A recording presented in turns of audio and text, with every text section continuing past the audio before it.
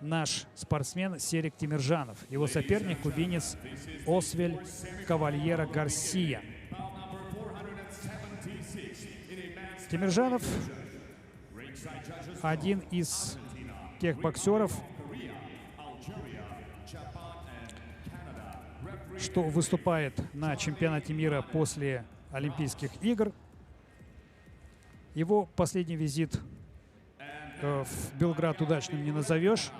В апреле на международном турнире Белград Винер Темиржанов проиграл в первом же бою.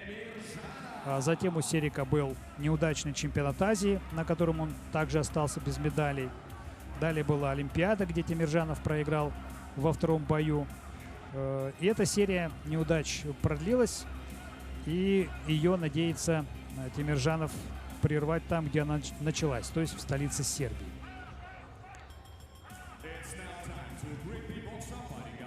Соперник у Серика Темиржанова — боксер с Кубы Освель Кавальера Гарсия, 26-летний спортсмен, на 3 года он старше нашего боксера, победитель панамериканских игр 2019 года. Редко Кавальера Гарсия проходит в основной состав сборной Кубы, поэтому на чемпионаты мира, на Олимпийские игры, как правило, ездят другие боксеры. Но здесь, в Белграде, сюда, в Белград, приехал именно Освель Кавальера Гарсия. На этом чемпионате мира он одержал досрочную победу над иранским боксером. И затем еще 3 боя выиграл со счетом 5-0. Кстати, Кавальера Гарсия встречался с казахстанскими боксерами в турнире WSB. Он победил Ильяса Сулейменова. Было это 3 года назад.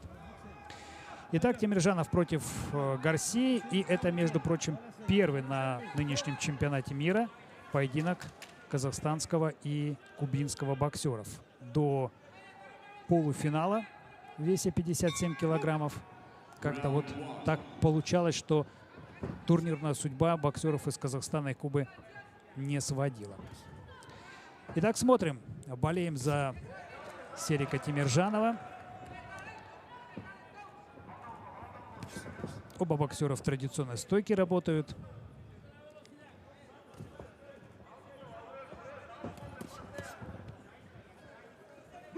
Пока осторожны оба спортсмена. Наш тренерский штаб был на ваших экранах. Очень резкий кубинец, поэтому Темиржанов крайне осторожен.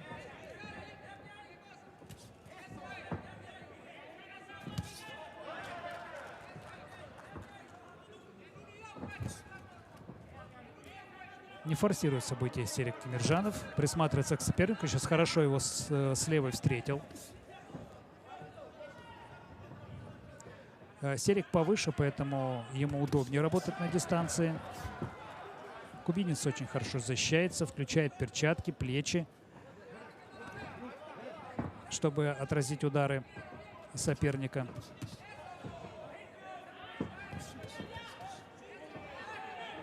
Ну, много кубинец старается работать. Темиржанов не пропускает много ударов. Ну, первый раунд такой, в принципе, равный. Конечно, хотелось бы, чтобы судьи получше оценили действия казахстанского боксера, но нужно признать, что могут быть голоса как в одну, так и в другую сторону.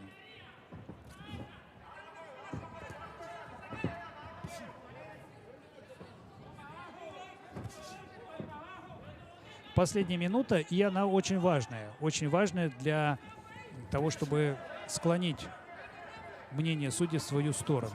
И эту минуту нужно как можно активнее провести. Темиржанов это понимает. Опускает руки. Работает в более открытой манере.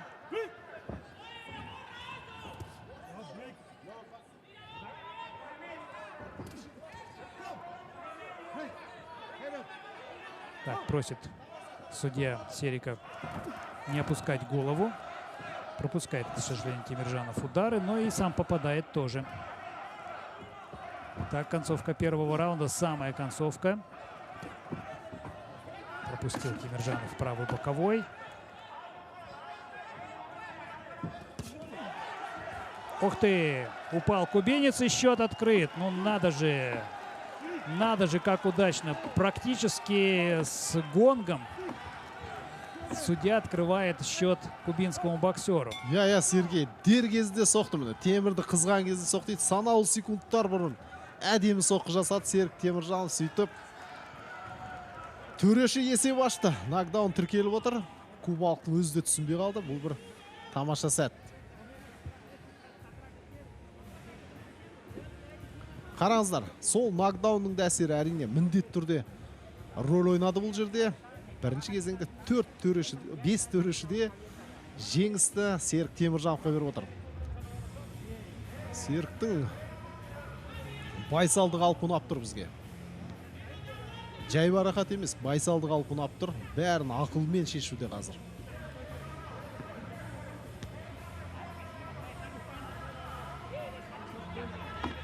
Асықпай, баппен, әрбір соққысын есеппен жұмсап отырған көрдік.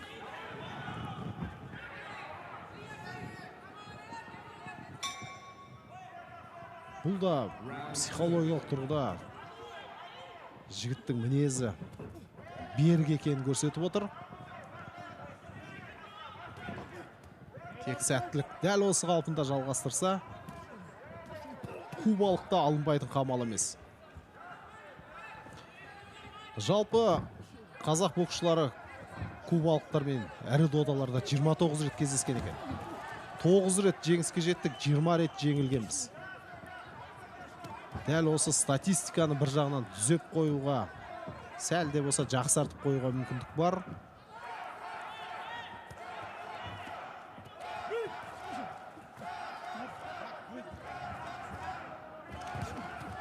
Жақсы, іштен бір соққы жасап, артқа шегініп үлгірді Серік. Қарсыласында бір соққысы өтті, бүйірден соққан. Қараңыздар, әдемі екі жақ жанына алма кезек шығып, қарсыласты аяқтың қозғалысымен ақ шатастыруда Серік Теміржанов.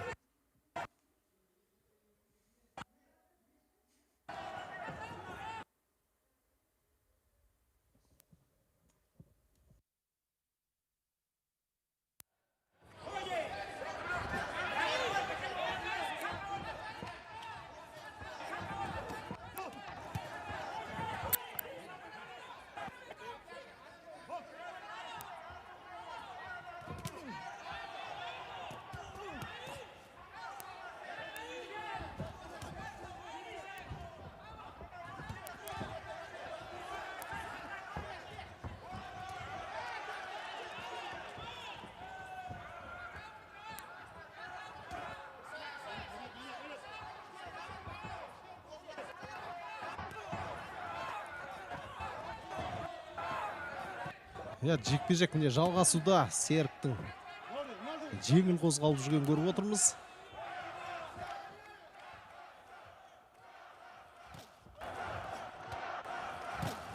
Жанкүйерлердің де керемет қолдауы күш беріп жатқан шығар Теміржановқа. Жақсы соққы. Жақындатпай қазір өзі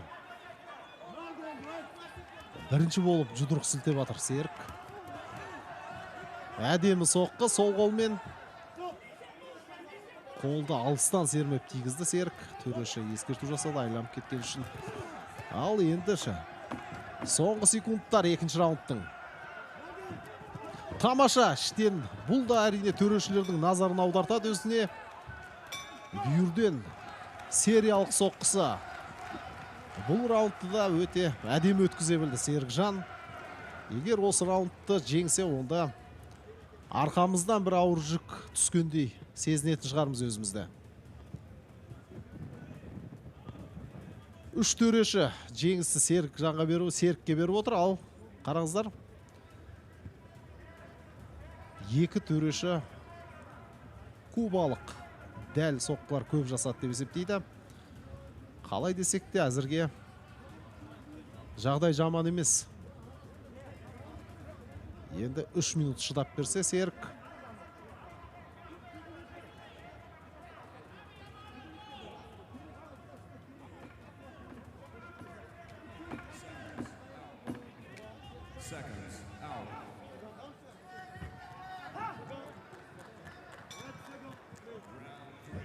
Бұлай қарасаңыз 3 минут қой. Зу өтіп өте шығатындай, бірақ маңызды сәтте адамды қатты қобалжытады. Кубалық ашық айқасқа кірісті. Біледі жеңіліп жатқанын.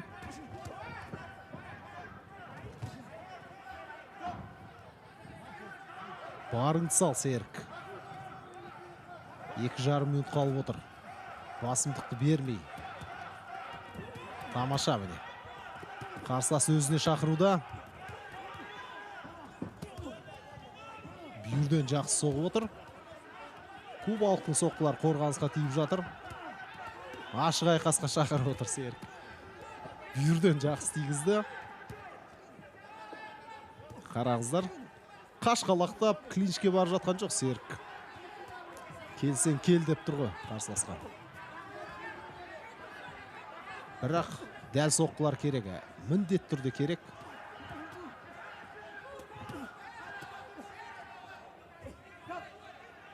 Басты тым төмен салып жүрді Серік. Сол ақаймен жақсы күтіп алды. Соққы жасатпау керек. Іштен соққан соққылар бәрі әсер етеді ғой төрешілерге. Есепке алып жібереді, сондықтан міне тамаша. Басқа және бүйірге жұмсаған соққылар тиіп отыр. Тағы да қайталап отыр соны. 1,5 минут.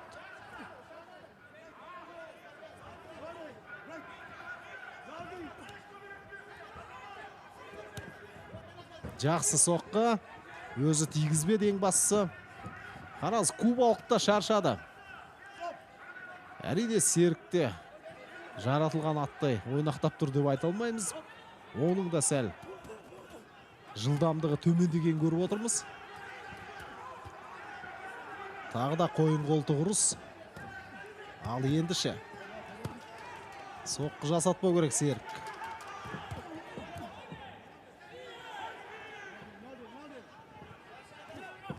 Тамаша. Клинчтен кейін оң қолымен жақтан тигізді, бірақ қазір өзі өткізіп алды.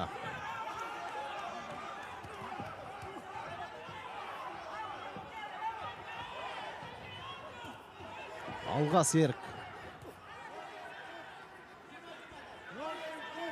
Серік Қонақбаев, Серік Нұрқазов, Серік Сәпиевтердің жолын жалғап келе жатырсың.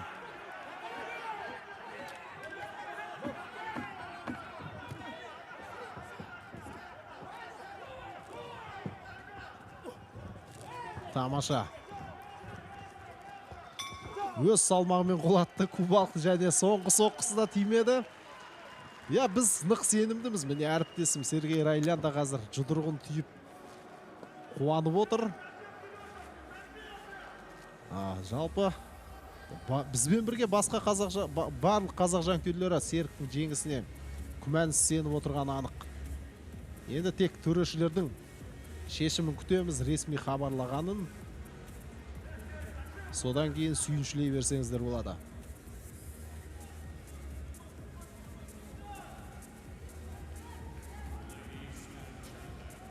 Ladies and gentlemen, in the bout number 476, the winner of points by split decision is the boxer out of the red corner. Тамаша, құрмет спорт жанкүйерлері. Алынбайтын қамал жоқ. Міне кубалықты тізе бүктірді. Серік Теміржанов әлем біріншілігінің финалдық бәсекесіне шығып отыр. Есеп 3-2, өте тартысты бәсеке. Дегенмен жігіттік танытты Серік, бәріне шыдап берді. Тамаша, ешкім ойлаған жоқ қой. Тіпті біздің отандастарымыздың арасында да болды. Кубалықты өту қиын Серікке деп. Мүмкіндік аз деп. Жоқ, біз іштей сендік. қазақ жігіттері де талай жеңді Кубаны, айттық 9 рет жеңгенбіз. Міне Кубаның командасын 10-шы рет Куба боксшысын жеңіп отыр біздің жігіттер. Баршаңызды құттықтаймыз. Керемет жеңіс. Енді финалда сәттілік тілейміз Серікке.